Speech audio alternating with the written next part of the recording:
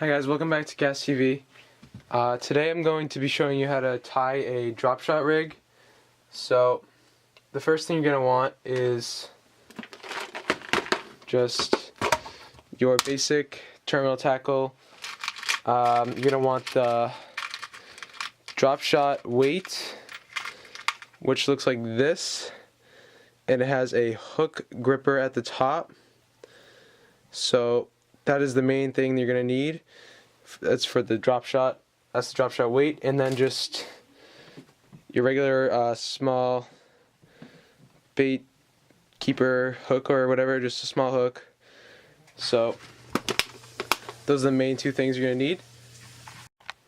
Next thing you're going to need is just some regular line. I'm going to use 12-pound just because it's going to be my leader and I want it to be strong. So I'm going to just take about a foot of line. So foot of line for your leader, next step. Alright guys, for the next part of this video I'm just going to use a shirt so it's easier for you guys to see it.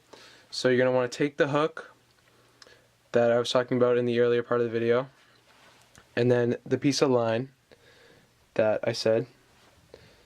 So what you're going to want to do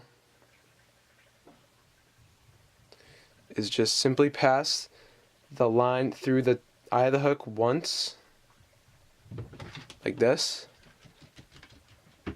Pull it out about halfway of of how much line you have to spare. So pull out a good amount, but not too much, because you're going to need some of it later for the hook, for the weight part of it.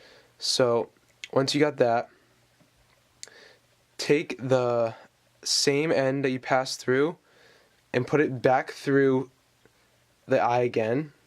So now you've created a loop. As you guys can see that, I've created a loop like that. So I know I'm kind of doing this sideways, but there you go. So that's a loop that I just made by passing it back through. So I'm gonna make it a little smaller. So that's my loop. So next part of this is to grab the loop between two fingers, and then the other two pieces of line between your other two fingers, like this, because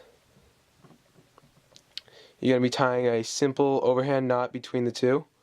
So take your loop in this hand and the two pieces of line in the other hand, and just simply do an overhand knot, passing the loop under the other two like this. So one more time, you're taking the loop and the two pieces of line and doing a simple overhand knot, putting the loop underneath. I slipped a little there, so let me just do it real quick. So pass the loop underneath, and then once you pass underneath you'll have a loop here, and you want to put the hook under that loop just like that. And then before you clinch it tightly, just wet it a little bit to help it be tighter. I'll let it focus there again. And then pull your knot tight, and then you have a really strong, that's a Palomar knot. So that's a really important part of the Dropshot weight. So next, this extra piece of line, not the top part of the line, but it's actually, if you do have a top part of the line, if you have a lot left, what you're going to want to do is actually pass that back through the hole so that you can straighten out the hook for the Dropshot rig. So let me just do that real quick. So you pass the line back through, just like this, and then that will make your hook stand up straight with the line. So I'm just going to spin it there so you guys can see. So my hook's standing up straight vertically when I pull both ends vertically. So that's what you want for this kind of rig. So then with the I'll do the shorter end just because it's a little easier, but you could do whatever end you really want.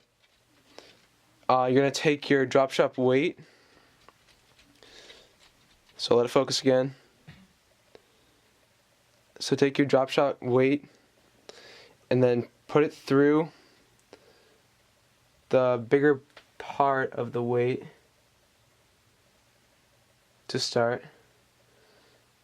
However much you want, it's up to you. And then take the one you just put through and the one you already have, just like that, and pull it tight.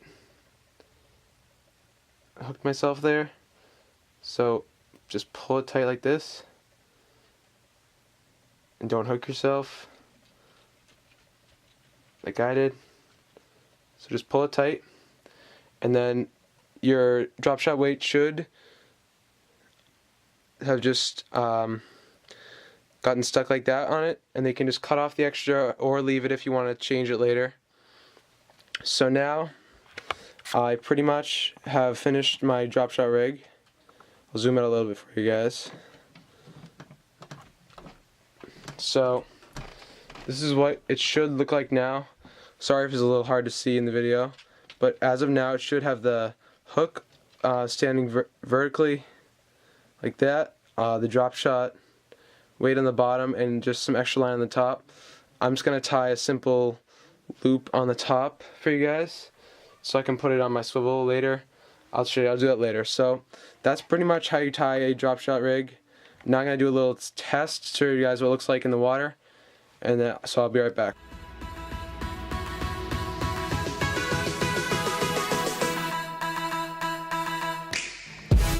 Alright guys, so now we're going to do the drop shot water test. So what I'm going to do is take my drop shot rig, and I'm just going to grab some drop shotting soft plastics here that I got from MTB Pro.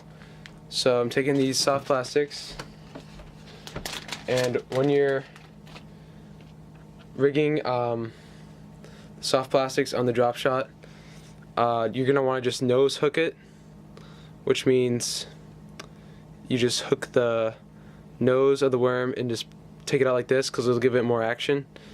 So just pretend that the end here is attached to my line.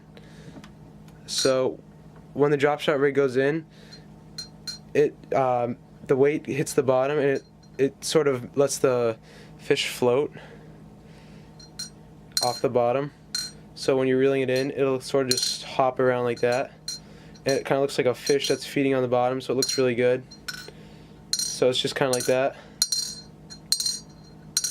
So if you can imagine yourself just reeling that in, it would look good. So that's pretty much it for this video. That's how a drop shot rig works. Just like that. So good soft plastics are sort of finesse style baits for this rigging technique, and it works good over rocks, brush, anything really. So thanks for watching this video. I hope you guys liked it, and stay tuned.